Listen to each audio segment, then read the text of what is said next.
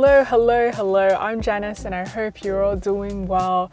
We are starting off this video in my car again. I don't know if you can tell by my background where we are at exactly, but we're currently at Darlinghurst. So the video that we're going to be doing today, I'm still thinking about how I should title it. Usually I kind of have a gist of what the title is going to be before I film, but we're going to be checking out a really nice soba slash udon place here in Sydney. And in addition to that, I also really wanted to sort of follow the same theme and check out some sandwiches. Like, it's a place called Sandoitchi here in Darlinghurst, and I've heard good things about it. I've actually never been there before. So what we're going to be doing is we're starting the day off with some sandwiches, dare I say Japanese style sandwiches, and then what we're going to do is we're going to head to get some soba slash udon. And so I think that's pretty much all I have to say in terms of the intro. I need to go get some I need to get a parking thing for my car, so let's see how much this is gonna cost us. I think I got pretty lucky with parking today. The place is about a 5-minute walk from where we parked.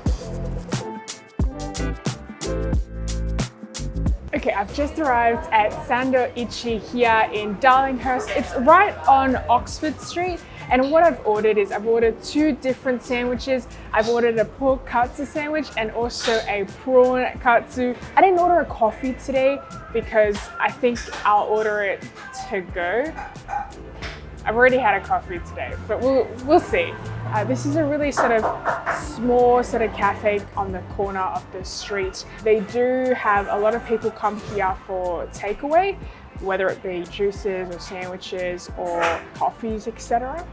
All right, so my sandwiches have just arrived. So what I've ordered is, like I said, the prawn katsu and also the pork katsu. So inside the prawn katsu, there is sweet corn, yuzu mayo, mustard, and thick cut white bread. This looks absolutely delicious. The insides of the sandwich is thicker than the 2 thick white toast that's on the outside. So there's like a crumbed exterior, there's sweet corn in the middle, there's a lot of prawn meat in the middle as well. Okay, I'm just gonna, don't mind me, I'm just gonna take my first bite.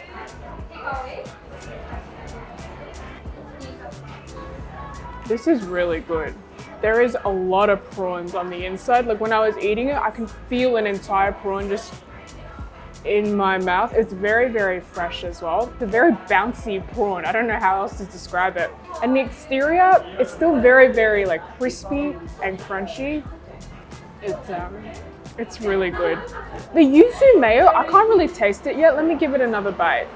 I feel like that is quite subtle for me. Like there is a little bit of like a citrusy taste to it, but I don't know how many prawns they would have put into the patty, but it would have been a lot. Before I get too carried away with this prawn katsu, let me try the pork one. So the pork one, it has quite a bit of it has a number of different ingredients on top. All right, so the pork katsu has cheese, it has nori, it has pickled carrot, cabbage, cucumber, tonkatsu mayo, and also thick cut white bread. Look at how thick this is. Can I put this whole thing in my mouth? I don't know, but I certainly am gonna try. Okay, this mayo is a little bit more savory, whereas the previous one, it was more citrusy. Oh, I hope I'm not hitting the mic too much. In terms of the pork, I didn't get too big of a bite of it, so I'm gonna have to go for it again. There is like quite a bit going on in here. I can taste the cucumber. I can't really taste the nori. I can feel the cabbage, but I can't really feel that it's pickled. So I'm gonna go for another bite. The crumb on the pork, it's very light and crispy, just like the one in the prawn. And the pork itself, it's still relatively juicy, it's still relatively tender, but I wouldn't say it's the most juicy piece of pork I've ever had. I do like the combo of the more savory type of mayo, But there is a lot going on in here, and I think like the vegetables and the pickled like cucumber and things like that, it does add like a nice freshness to it. If I had to choose one between the prawn or the pork one, I'd probably choose the prawn.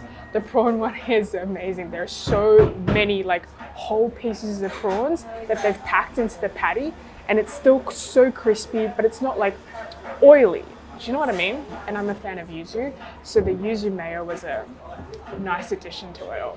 I think what I'm going to do is I'm going to finish these two now. Like, I'm not going to finish all of it. I'm going to probably take one half away and let my brother try it or something.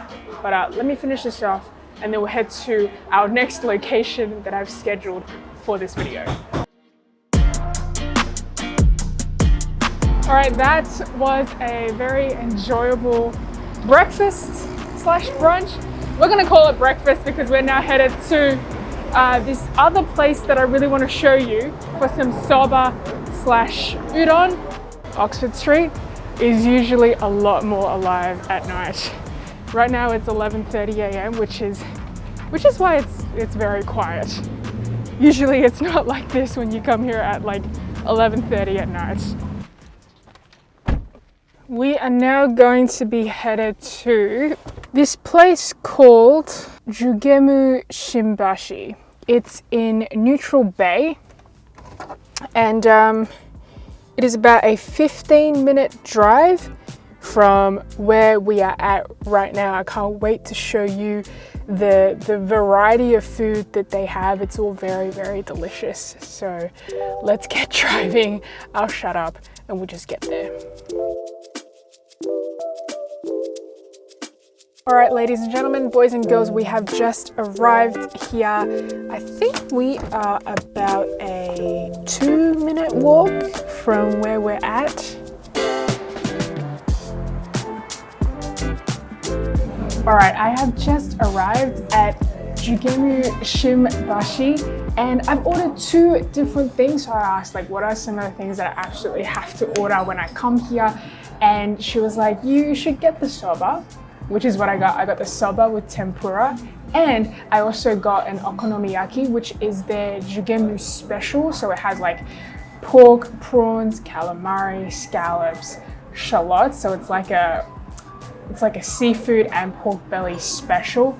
And in addition to that, in relation to my soba noodles, I got it cold because today it was raining earlier this week, but it is getting a little bit sort of muggy right now. So that's why I got a cold soba. Not that I need to rationalize my food decisions. And I'm really lucky that I got a spot because I didn't make a reservation. I think that if you are to come here, it's best that you book online first. Thank you so much. Otherwise it might be hard to get a spot. Usually I'm always by myself, so I sort of just wing it. And usually I get pretty lucky, like I don't need to reserve just for one person, but if you want to come here, definitely book in advance. Okay, so coming here really brings back memories of when I was in Japan about a year ago, November 2019. So I had okonomiyaki when I was in Dotonbori in Osaka, and I just remember getting my own grill and I could just like cook it in the grill. And then I also had soba noodles. It was a hot one when I went to Kyoto. Like I went there for a day trip, and then I made sure to get some soba when I was there, and like some green tea, like mochis and things like that. But being here, I'm excited to like revisit this experience. I haven't had okonomiyaki since my trip to Osaka, essentially. So, all right, everything has arrived. I've got my soba and my tempura set.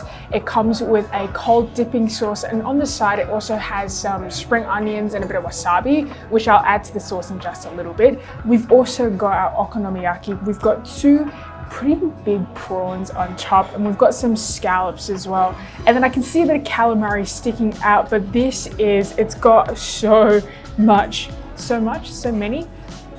There's a lot of chopped spring onions on top, which I'm actually a massive fan, so I'm really happy about that. And they've also got, I'm assuming this is mayo, just sort of like zigzaggy on top. I've cut out a little bit of a quarter of the okonomiyaki. Let me give you a very, very close up, and I hope that nothing is gonna fall because that would be very sad. So okonomiyaki is essentially like a Japanese pancake with like egg, flour. There's a lot of shredded cabbage as well. And then you get your choice of whatever protein you want. So this one has pork belly, it has prawns, it has calamari, it has scallops.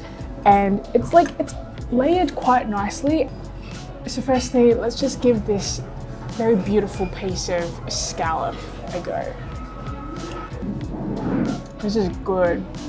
I don't know if you can tell, but there's a lot of shredded cabbage in it. I haven't been able to taste any pork belly just yet, but the flavors of this just brings me back to Japan.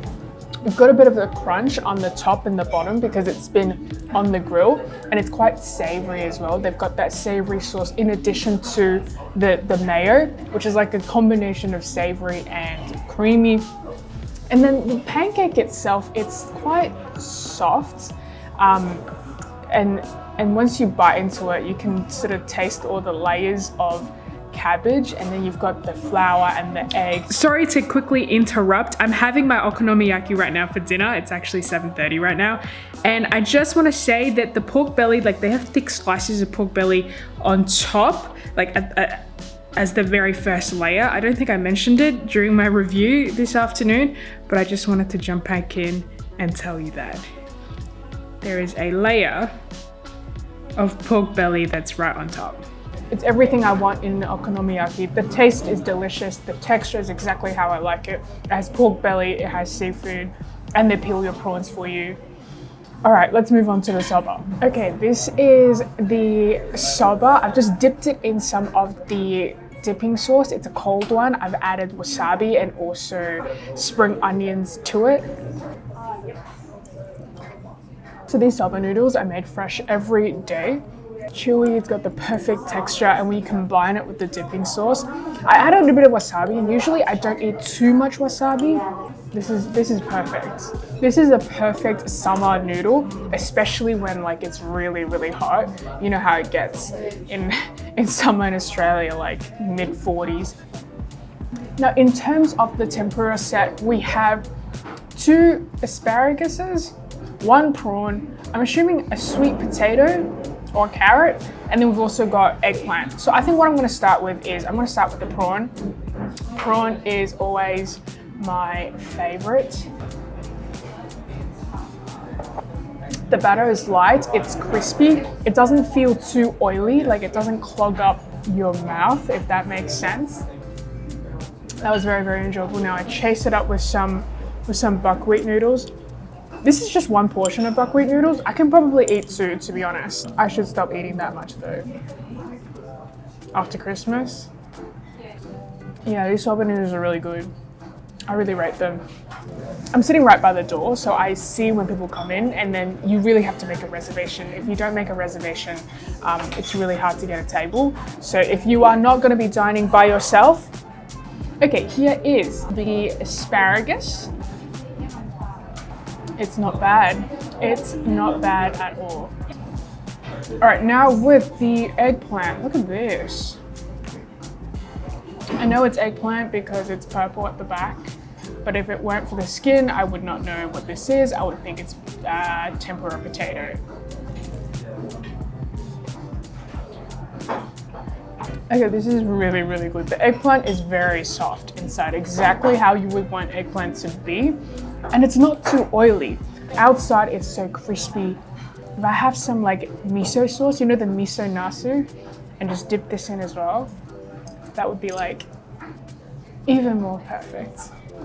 Okay, I've got 2 orange items. I'm assuming one is maybe pumpkin, maybe sweet potato. We shall see. This is a sweet potato, and then I would assume this is a pumpkin.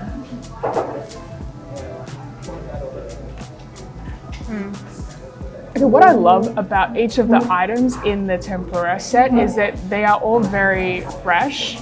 It's not like they're fried to hide the fact that they're not fresh, if that makes sense. Like, because sometimes when you get fried food, the item inside, it's like, it's not always the most fresh, but this is like fried perfectly. It's light on the outside, but then inside it's still like very, very fresh, whether it be the prawn, whether it be the vegetables. here. I like it a lot.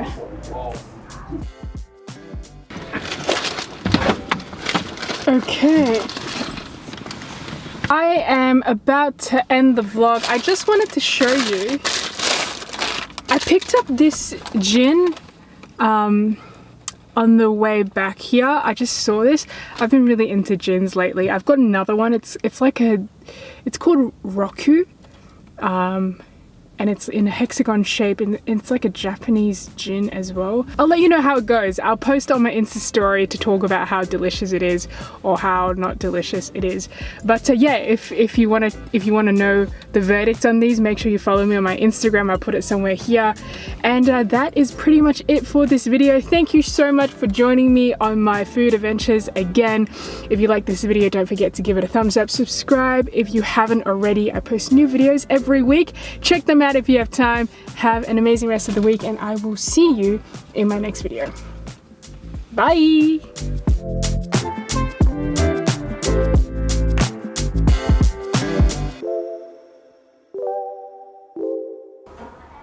But I can't really feel that it's pickly, so I'm gonna go for another bite. Someone just got flashed by the camera because they ran a red light.